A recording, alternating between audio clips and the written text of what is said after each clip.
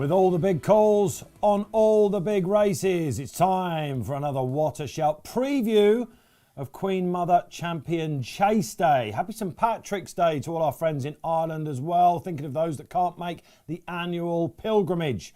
Giving you a great shout out, wishing you all the luck ahead. Hope you celebrate the day as best you can. Whew, okay, ding ding, round two in conjunction with our sponsors Bet365. We will be giving you the best preview anywhere around. Stick with us for the next half an hour. Joining me back every day on the panel, Paul Kealy. Paul? Well, I hope round two is better than round one personally, because I have been the dope on the rope at the moment, that's for sure. Well, look, you've been a bit harsh on yourself, mate, because you're either a genius or you're the other alternative. But I am the social media alternative at the moment, put it that way. Well, but when the short ones go in, and we'll get to Pat about that in a minute, Pat Cooney from Bet365 on the line. Look, you're a tipster at the paper. You can't go for an odds-on shot, can you? You've got to look for an alternative. I mean, you can. You can, but it's not the sort of thing I do. It's not sort of the thing. It's not the way I bet. So I wouldn't do that. But, you try and take on horses. First one wins by 24 lengths, and you're sitting there with egg on your face, and then Honeysuckle does the same. Absolutely destroys them. I mean, brilliant performances. Can't take away. And of course, I backed. I mean, the really good study. I backed a Noel Mead horse from the bottom of the weights in the Boodles, but didn't back the Noel Mead horse ridden by a Noel Mead stable jockey that won at 80 to 1. What's going on? You must be kidding, Jeff Kidder. Can't get anything right. And it's a family affair today, in the words of the great Sly Stone, because Graeme Rodway joins us back in the studio. Set of collars on you there, G, haven't you? Absolutely beautiful. Yeah, I'm going for that this week. I've decided today to slick back the hair and go for the Harry Hill look. Tomorrow, when I'm on RP Live, I go for the complete wild scientist look. I haven't quite worked out the shirt yet, but I'll come up with something. Lockdown has been getting to some people. Let's go then to Pat Cooney. Pat. OK, when have you got the sign print of Black Tears coming your way? She got up on the line, didn't she, to rid of the multiple that you were also worried about? Oh, yeah. I mean, it was as they say in the game, needed. I think one of the directors texted me after the Honeysuckle race and said, "What's the score?" And I said, "Well, we're currently getting beat 3-1, and it's all about Concertista. If that wins, we'll need snookers on the day." But it was a day of near misses, wasn't it? There was a couple of favourites finished second in those big handicaps. So we ended the day 5-2 down, but that's tend to be how it goes traditionally. We lose 5-2 on the opening day, win 4-3 today, level day 3, and we win day 4. So it's going entirely to script from our point of view thus far. He does his homework, Pat Cooney, isn't he? Almost shamrock green there, isn't he? Curry's favourite. That's why he's been in the game so long. OK, let's crack on then, shall we, with the Ballymore. 120 coming your way. 7 runners. But someone yesterday told me he thought this was the race of the festival. Won't name him, but is a good judge. Do we agree that it's a cracker, Keels? Well, I mean, I'm saying all along that I think the first 3 in the betting are better than all the horses in the Supreme. And they've got something to live up to now, haven't they? They've all looked very good, haven't they? There's no doubt about it. Yeah. Bob Ollinger for Henry de Bromhead is the one I like the most. I just think he's one of those strong travelling horses with a bit of speed, whereas I think the others, particularly Brave Man's Game, is probably a Gold Cup type horse, staying chase of the future. I would have made Bob Ollinger a favourite, him second, and Gaillard de Menil third favourite, and that's not quite how the market has it, because there's lots of money behind the Mullins horse. My own opinion, that I didn't think that race at Leopardstown that Gaillard de Menil won that was particularly good, and I'm against the placed horses in the Albert Bartlett. We shall see whether that's right or wrong, but Bob Ollinger for me. I'd have him third in as well, G. What about you? We'll talk about the big 3, and then there's another one I know you want to cover. Are you with Bob Ollinger? I think they're all good, the first 3. I quite like the way Bob Ollinger won last time. When he really went for him, it was a bit of a sort of weird head carriage, wasn't it, for a little while? Did you notice that? Just when he really went for it, he sort of ducked his head to one side, but he did finish off the race well. But always sort of just sticks in my mind a little bit.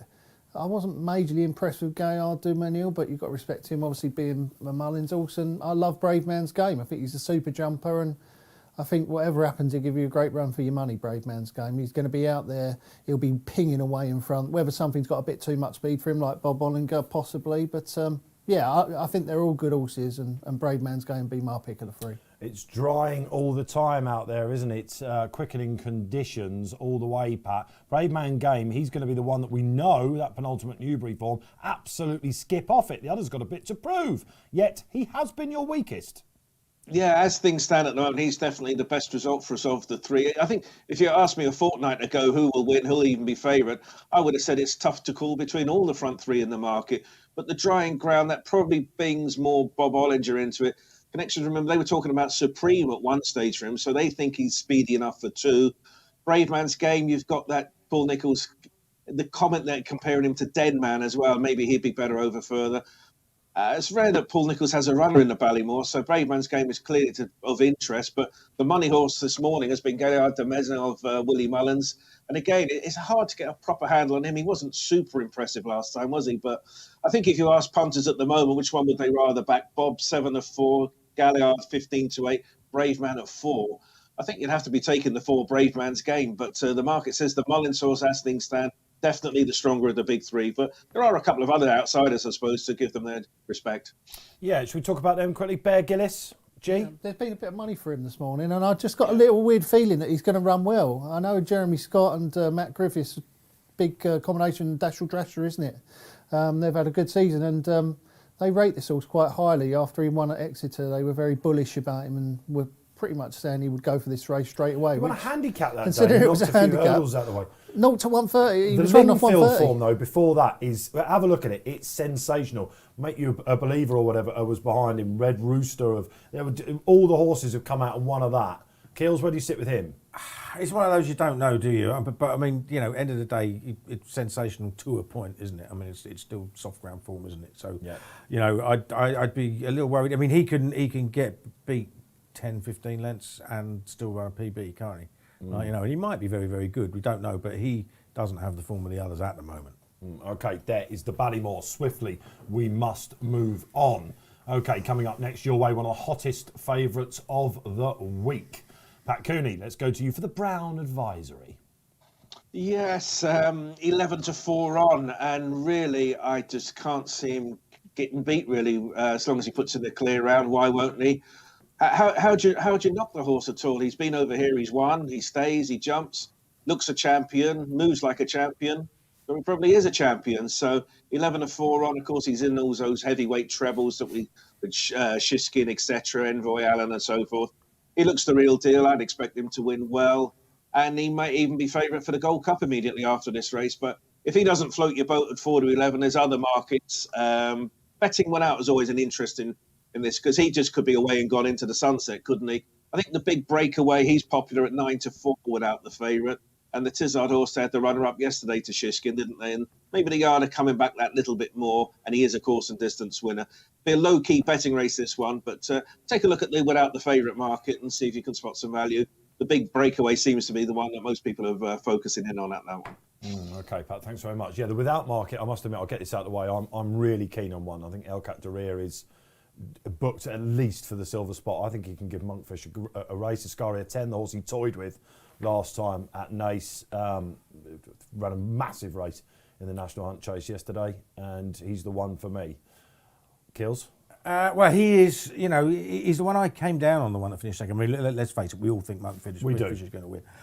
He's the one I came down on by process of elimination, although he's got no form whatsoever on decent ground, is he? It's all soft ground. It's an unknown rather than a negative. Yeah. So we just don't know whether we'll handle it or not. But looking back at last year's festival, I didn't think that the big breakaway, Sporting John or Fiddler on the Roof, particularly handled Cheltenham. And if you remember, we did a watch out after the big breakaway won at Cheltenham. I said the same then, even though people were saying we're wowing. I didn't think, he was in snatches. He climbed a few. Is he a bit of a loony? He climbed a few fences. Yeah, I think he's a bit. I think he might be a bit of a. We tried to take every fence with him in the Corto Star on Boxing Day. Yeah, exactly. The engine is there without a shadow of a doubt. I mean, I don't think Shanblue stays. I think Shanblue doesn't stay much more than 2.6. It's his jumping that carries him there. The jumping is sensational. With a half decent round, the big breakaway is won easily, isn't it? But does he want a flat track? Does he want some headgear? That Cheltenham form. Will he even go out on the second circuit? Because last time he ran at Cheltenham, he sort of half pulled himself up. I mean, I was going to look at Dickie Diver, who has only run once over fences. This is basically the only race he can run in, because he couldn't run in any handicaps, wasn't qualified, couldn't run in the National Hunt. Yeah. They ran out of time. Couldn't get another run into him, and I think he's very decent. I have a sneaky suspicion that not all Henderson's horses are are fitting well at the moment. Yeah. I mean, we've got, whenever you hear the word coughing, Altior came out of the Championship, he's coughing. You worry about the rest of them, don't you? And then Deanval came out with something wrong with the blood analysis or whatever. Yep. Now, I'm almost certainly reading miles too much into it, but I'm going to watch today's racing and see what happens before making a decision about the others. Yeah, we've got a couple of big runners later on the card as well. G, read anything into that or...? No, I was going to say something else then. When you think coughing, you think of something else. But no, I think that this happens every year, doesn't it? Where you go, oh, is this trainer firing? Is that trainer firing? Is this trainer firing? And then suddenly by the end of the week, they've got 3 or 4 winners by their name. You can overdo it a little bit. It's a long week, isn't it? Yeah, Monkfish will win, won't he? And Fresh Air will be second. OK, Monkfish will win, Fresh Air second for G. Let's move on. 2:30 then, 26 runners. Indeed. Did you want to give something there? You signalled at me. Pat, have you? No, I asked Pat. Did you? Pat, we went to Pat first. Pat, have you got a selection in the Browd Advisory to appeal and skills? Sorry, I'm half asleep. I'll take the chance on Monkfish. Oh, exactly. Thanks, mate. That's just what I wanted to hear. That's it. No problem. He's around about 4 to 11 on, isn't he, Monkfish? We expect him to win. Let's go to a really tricky puzzle. You're going to need some help on this. It's the 2:30. 26 runners due to line up in the Coral Cup. G, I want to come with you for this because I asked you before we came in, what is your knack? You've said it in print as well today and on the app and on the website. Take it away. Yeah, that's why Fit runs better than yesterday's one. Guard Your Dreams, one of my best bets of the day. I thought that he was a massive eye catcher in the Betfair hurdle. He absolutely flew home, having been off the bridle a long, long way out. He'd won on deep ground at Sandown, a previous start, come home very strongly. And a lot of people were saying, well, maybe the ground was a little bit quick for him and it did him for speed over 2 miles, which maybe did happen. But, I mean, that was still his best racing post rating on good ground. So I think you can say that he probably did handle the conditions and he'll go on anything anyway. And obviously this is 2.5 miles, well, 2 mile 5, in fact. He looks for all the world like he'll improve for it. But, of course, there's only 25 dangers lined up against him. So G going for the trickiest puzzle of the day to napping. Watch back in your members section. He was one of the biggest eye catchers of the season in the Betfair. He is a twister. He's a twister. I was exactly the same as you last year. I backed a twister that had been a real big eye catcher in the Betfair hurdle, and he was beaten up the 2 hurdles. Stolen silver, I think it was. Oh yeah, right. I think it was stolen silver. I was telling everybody this is an absolute certainty. He's going, and then well, what? You felt so embarrassed that it got further and further till it dropped out of the TV. That doesn't mean it's going to happen. I should go and cash out now. It doesn't mean it's going to happen. And of course, Nicky Henderson won the race with Damn the Company. He's on a hat trick. He's on a hat trick. He's won 4 of the last 11 in total. And I've liked his horses all year round, and I've deserted all of them now. So he's probably going to have the trifecta with Craig Nesh, Birchdale, and Monte Cristo. They've all got big shouts on form. Birchdale's run well in it before. Craig Nesh was really impressive at Ascot, the way he picked up again in the straight, having looked like he might get swallowed. And the same thing with Monte Cristo, because he was under it coming around the bend, but as soon as he straightened up, he was back on the bridle. And you like that with a horse that stays, don't you? They've all got chances, but I've got this in my head, which is almost certainly going to be proved wrong. So I've deserted the pair. I've gone for Dysart Diamond of Willie Mullins. Can't believe that's the 3rd string at such a big price. She won a decent mares race over 2 mile at Leopardstown over Christmas. She absolutely flew from the last and won going away. She was 7-2 favourite in a field of 20 next time out. She got badly out. Dublin Racing Festival. She was just starting to get going. She probably 8th or 9th. The horse fell straight in front of her, nearly brought her down. So that was it. Finished. Danny Mullins, who rode her when she won at Leopardstown, is back on. So I think she's got a chance. And just behind Guard Your Dreams was Shake 'em Up Harry, and I thought he was particularly eye-catching because it's the first time he's been dropped in.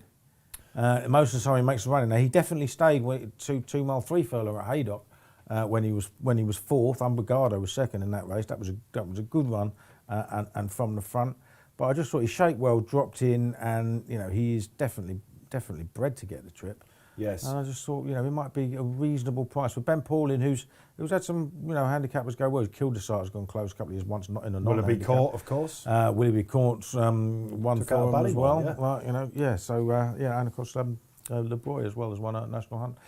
So I think he's going to run well at a price. Yeah, he is interesting. I think for anyone that backed Metier yesterday in the Supreme, that gave you a bit of hope, didn't it, watching his run in the Betfair hurdle, because he was coming back at the end, and I thought, was it a switch of tactics? Didn't give you that much hope, did it? Metier fell out the back of the telly halfway, didn't he? It can't be if he's running, deplorably. can it? Absolutely. But you get the feeling there's a big one in him. Dysart Diamond was on my shortlist. I ended up down in Kashari. Again, watch him back. He nearly walked through the third at Leopardstown at the same meeting Kills was on about last time. It's fair to say he was looked after. He was a big eye catcher there. He's back down in Trip. I just wonder whether he's got the real experience for this. What do you think about ground with him, Dave? Do you reckon I he wants think a he'll bit be cut? all right. I think he'll be all right. I did have a look at that. You've got to take a chance, haven't you, on a lot of these Irish horses improving for the better ground. Jeff Giddy yesterday in the Boodles, for example. And you've just got to hope that they're going to do it. I've gone for one of Hendo's as well. I'm pretty sure the buzzer is Birchdale, who ran in this race last year without a prep run, having exploded over hurdles at the time for November. Watch it back. He comes to the last. He was just given a little bit too much to do. They're happy with him. However, he's sort of shown his hand a little bit. So I'm not massively confident in this race. We've all given you a couple of arrows, unlike G, who's napped in it. What about Pat Cooney? Well, when bookmakers go quarter the first 6 places, as we do at Bet365, you know it's an open race. My eye is drawn to one horse here, Blue Sari. Okay, he was second in the bumper to Envoy Allen, pretty good form a couple of years ago. Take a look at these last 3 races. 27th of December 19, he was last of 4, beaten 40 lengths. February 2020 was pulled up, and February 21 pulled up. What's it doing here? I don't know. Why would you run a horse at Cheltenham with those sort of credentials? However, it's trained by Willie Mullins and it's owned by JP McManus. He wouldn't be over here unless he was sending out the right kind of signals. So maybe we're going to get the version that was runner-up to Envoy Allen in the bumper rather than those last 3 races. He's got a tongue tied down for the first time. I'm just sensing Blue Sari might be one of these horses that just forget those last 3 runs, judging what he's capable of. For me, he's the interesting horse of the race. I'll be fascinated to see how he goes in the market. Yeah, he has been a buzzer, hasn't he? A leap of faith required then in the Coral Cup. Shall we take it up a notch? It's the Queen Mother Champion Chase, the feature of the day, 3:05. Another shorty, Pat, that's come to you with this. What price is he going to go off? We've been talking about it here in the studio. What, around about 4 to 5 at the moment? Chacun Pour Soi, the worldie that is. Yeah, I mean, if Monkfish blows out, I'm sure bookmakers will be a bit braver with his prices. But I think he'll hover all around about 4 to 5. And then I think it'll be 10 to 1 bar. So that opens it up if you don't really fancy Chasson. I suppose with Chasson, he's been dominating in smaller fields. He'll have put the kettle on, bowling along in front. Life's going to be harder for him this time around. But he is the class act. He hasn't run up the Cheltenham Hill before. That's not his problem. He should be winning really, but you know this is going to be a different set of circumstances. As I say, put the kettle on, bowling along in the lead, a few others around him. Class horse of the race, likely winner, yes. Back or lay at 4 to 5, maybe. I think you could be a little bit brave and think, okay, we've got some good horses against him in our opposition. So I'd like to see him win because it sets up the clash with Chiskin and in Orgame next year. But as for today, you could take a chance as a layer, I think. And as I say, you've got some good horses in opposition against him. Interesting stuff. So we've got a hot pot in the Queen Mother Champion Chase. I want to come to you on this. Last year, Chacun Pour Soi was your big white hope. He didn't make it on the day. This year, because it's been so obvious, I guess you've been looking for angles against him. Now, there's a couple of things I want to get out of you, because yesterday, you weren't happy about the fact people saying he won't get up the hill, were you? Yeah, well, I just don't buy that. I just think it's complete nonsense. But, you know, we're all trying. I mean, I've come out with some nonsense about horses like Appreciate It, for instance, that wouldn't be fast enough on drying ground. And, but that race at Leopardstown it won last time was 2 mile, 1.5 furlong. I mean, Leopardstown's not dead flat, is it? You know what I mean? It's almost a furlong running after the last. And, he's running 330 yards shorter here. I mean, him not getting up the hill is complete nonsense. It's just a silly argument. Not having been at Cheltenham and not acting there is a potential. Again, it's an unknown rather than a negative. You do get the feeling that there are more people who want to take this one on than any others, and he's as far clear. He is brilliant on his day, isn't he? On form. I think he'd probably win. Yeah. But you know me.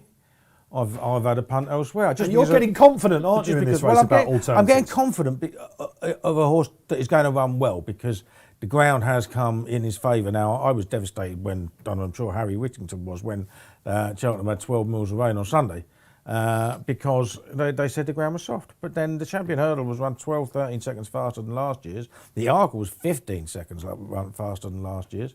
And Rouge Vif, having finished a distant third in last year's Arkle on bad ground, is going to be a lot better on this faster ground, as he showed at the start of the season when he sauntered to victory off a mark of 156. Yeah.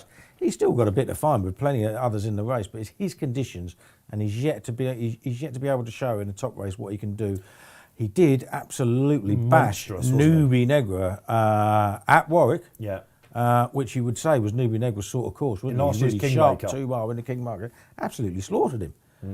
So he's a very, very good horse when he gets his conditions. He's got them now. I've had a small bit each way. I've had a good bet without the favourite. Yeah, he's been keeping his fitness, hasn't he, in the likes of the Tingle Creek G on ground he doesn't like. If you go back to his performance at the start of the season, albeit in a handicap, different gravy. Who do you like in this, Fav? Yeah, no, I'm with Kills. I've backed Rouge Vif as well. I think this horse is a really good horse when fresh on good ground, and he is fresh and he might get decent ground. And that way, the way he went through that handicap at the start of the season, it wasn't just the way he won, it was the way he went through it. You know, he was always in the right position. He didn't miss a beat with his jumping. He just was in a different class there. Now, of course, this is a much higher grade race. But from a perspective of figures, like all the best figures in this race are all being achieved on soft or heavy ground. The two best figures on decent ground have come from So Royal and Rouge Vif. So Royal, I think, is 161 and Rouge Vif 160 or somewhere around there. There's a pound between them. I think Rouge Vif has got the potential to certainly improve a pound past So Royal, which would have him there. And if it is real proper decent ground, he might even improve further. So each way for me again, Rouge Vif with Kills. Yeah, a couple of horses you mentioned there, you almost forgot about them, don't you? So Royal won the game spirit. All Alan King wanted for him after that was decent ground at Cheltenham. He has run Altior close in this race before. It shows you what sort of depth in there as well. Last year's winner, not even mention him, a Politolog, never out the frame over fences at Cheltenham. He'll like the ground. Will he get taken on by Put Your Kettle On? Not sure. I thought she might have a say back on better ground. Unbeaten at the festival. Yeah, I guess another one of those that I think, is she going to be quick enough for good ground 2 mile round here? She looks like she's been found out in Ireland this year, doesn't she? I don't know whether that's a bit harsh. She wants this ground, doesn't she? Well, she might do. It was bottomless last year, though, wasn't it? And she won that. She handled it better than most. I think the race fell apart last year because a lot of horses didn't handle it. But we'll wait and see. The record of Arkle winners coming back to the Champion Chase is exceptional. Yeah. With a view to finishing in the first 3 at the very least. So I wouldn't put you off. But no. I'm a Rouge Vif man. I think Shacken will win. I think he's got the best form. Yeah. It'll be his last chance to win one, I think, because he's 10 next year, and we've got some proper novices coming up. Yeah, quite right, absolutely. OK, so the brilliant Shacken Boursois, that's 305. We pretty much expect him to win, but there are dangers lurking. Let's move on then. I've got to be honest, the 340, the cross-country chase, having missed the last one because of the abandonments. This is a race, I've got to admit, talk about safe gambling, that this is the one race of the week I'll be sitting out. I'll be cheering on Tiger Roll, hoping that he can show some sort of spark at the end of his races, but with no confidence whatsoever. Keels, give us some help. You've missed it. I miss it nearly every year on purpose. It's not my sort of race. It just bores me, to be honest. Spinning around the inside of the track. Some people do love it. Some people do love it. Don't get me wrong. It's entirely up to them to love it. But when I see it, I just think, especially now that I work from home, I tend to have an afternoon kit, and I might be able to squeeze one in here between. That's the moment where you get your energy back. Look, if you want an opinion, Easy's Land's got easily the best form outside of Tiger Roll, who hasn't looked anywhere near as good as he was. And if Connection's really talking about the handicapper giving him some leeway for next year's Grand National, isn't going to want to be beating a horse rated 167. Okay. It's one of those. That's my interest. Give us some help, G. DJ's keen on Tiger Roll. He reckons he's right back to his best. So is Tom Segal at home, and surely if he won this, Kills, it would be it, wouldn't it? They wouldn't go on to next year's Grand National. They'd just retire, wouldn't they? They'd just retire in a blaze of glory and go on. If they, so to me, if they thought he was right back to his best, it's still been left in the Grand National. I think Easy's Land wants softer ground than he's going to get, so I desperately... There's the fresh angle with him as well, isn't it? They love a prep run over there, but has he been at Martystown? We don't know. Yeah, Kingswell Theatre could run well each way, likes decent ground. OK, LeBroy's in it as well. Could he finally bounce back? Some neck, another previous winner as well. LeBroy might. You've got to school over these as a prerequisite, haven't you? So the fact he's been fair, he must have gone all right over them, but he's one of those red herrings. So look, it's a race we don't really like. Pat Cooney, what price? I think we're going to have another odds-on shot here, right? Yeah, I think so. You look at Easy's Land last year, he easily beat Tiger Roll. He's 4 years younger. That version will win this one handily, wouldn't you? And you look at that rerun of last year's race and you think, well, he's 5 to 6 at the moment. That would be a bet. But he comes with a health warning, doesn't he? He was disappointed on his only run this year. Tiger Roll likewise. It's just a race for small stakes. I think Lebroy might just be the type. Yeah, I think you have to ignore official ratings on this. I think Lebroy's 139, Easy Land's 167. Just forget about all that. He jumps around, he'll stay, he'll be running on. Maybe Lebroy for an interest, but that's all this race is going to be, I think, an interest. And it's, as G-Rod says, this could be Tiger Roll's swan song. So if he is going to win, let's all give him a cheer. But I suppose Easy Land will probably win. Last year's version definitely would. Well, there you go. I thought we were going to whistle through that one. It's also one of the biggest talking points of the week. There you go. And we still don't have a clue what's going to win it. OK, let's go on then. 4:15, it is the Grand Annual. We've got to be quick on this, chaps, which is going to be very difficult. But I'm going nap time in this, on the slopes for me. Do you remember when we did a show a couple of weeks ago? Yeah. I said that. And guess what? You are agreeing with me. We've all come round to him in a certain respect. I mean, the second run after Windop is interesting, as is the 2 mile form at the end of last year with ground coming in his favour. He's got a chance.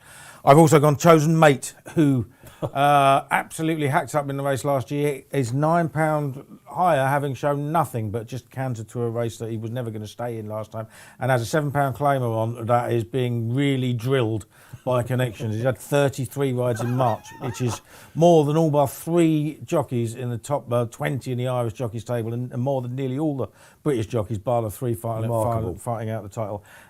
So he's obviously well respected, Jordan Gainford. He's riding the Boss's Oscar and the Shunter, 2 other favourites. I mean, for a £7 claimer to be on 2 favourites and this horse, they obviously think he's very good. And just the way he won last year, you've got to, even allowing for the fact that it's a different course this year, you've got to fancy him. Well, yeah, indeed, for Sandra D. Kealy and his crew. OK, Jordan Gainford, the name to look out for. G, succinctly, the Grand Annual. Yeah, I thought Intukas running one of the strongest races all season last time at Leopardstown, finished 4th, shaped like the best horse in the race. I think he's the most likely winner. I've also backed Moonlighter each way. He beat Dolos at Sandown last time. I like Dolos around Sandown. I think he's a good horse around there. Caribbean Boy was 4th. I like that horse, so I think that's good form. So Moonlighter each way and Intukas to win. OK, Pat Cooney, as quickly as you can, give us some market updates on the Grand Annual. Well, 9-2 at the moment, embittered from stablemate and Kutas at 7-1. Also popular is Zan, so that's going to be my selection. That's popular at 15-2. Don't normally like backing horses that fell here last time out and not run since, but that's what happened with Zanza. I thought would have won last time out, so I'm going to keep the faith with Zanza. Stand up, go very well. Yeah, if he gets home, Tom Segal likes him as well, price-wise as well, doesn't he? Right, small matter of the bumper to finish the card. I like 3-Stripe Life. If he goes on the ground, I think he'll probably win. Against the big 2 in the market, Kills. Cigar Hard will beat Kilcrut. Wonderwall will be best of the Bridge, but that'll probably be good for 6th or 7th. Richard Spencer having a run in the bumper. Great to see. G. I've backed Hello Bell each way. I think there's more to come from her. She really shaped quite well, I thought, last time out of Cheltenham, although... What, the horse that shouldn't have a 1 next to his name? There's a controversial dead heat. I thought she went through the race like the best horse and just really looked like she needed the experience. I think she'll improve a lot for that run. Skeletons are making a bit of noise about her running well, aren't they? Pat Cooney, what are we going to see? Who's going to go off favourite in the bumper? I think Kilcrut will go off favourite. I think people just keep majoring on that, how impressive he was. But, these front 3, him, Cigar Hard and 3-Stripe Life, if you just watch them visually, you'd think, well, 3-Stripe Life looks every bit as impressive to the naked eye. I'm a 3-Stripe Life fan, only at the prices. I think he's around about 15-2. I'd rather be playing him at that price than Kilcrut 13-8, Cigar Hard at 2. So 3-Stripe Life. I wish it had more than 1 run, but I can't do anything about that at the moment, and that's probably why he's the price he is. So I'm a 3-Stripe Lifer. OK, same for me. All right, nap time, guys. I'll get out of the way. I've said on the slopes for me, followed by 3-Stripe Life. But the horse I want to win more than any on the card today is Brave Man's Game for the good of the sport. So the 3 horses that I love today. Keels? Nap without the favourite. I think Rouge Vif, still around about 10-1 without Chacun Bourgeois, is an amazing each-way bet. Lovely. Jim? Yeah, guard your dreams in the Coral Cup. Get as many places each way as you can. I'm sure you're going to run well. Happy days. Pat Cooney, complete the quintet. Lucky last for me, 3-Stripe Life in the bumper. OK, lovely jubbly. Great to have you watching us again. Thanks very much for joining us. Like and subscribe if you're watching on YouTube. My thanks to Pat Cooney from our sponsors, Bet365. Keel, set for a better day. Luck of the Irish with you. I hope so, mate. Yeah, you go in there with confidence, don't you? And you get it knocked out of you race after race. You can't keep a good man down. And G, great to have you on board. We're set for a great day. Yeah, looking forward to it. Should be fantastic, Dave. Happy days. It's Queen Mother Champion Chase Day. This has been What a Shout. Remember, gamble responsibly. Do download the free Racing Post app. You can do that on the Google Store, the Play Store itself. Enjoy the sport.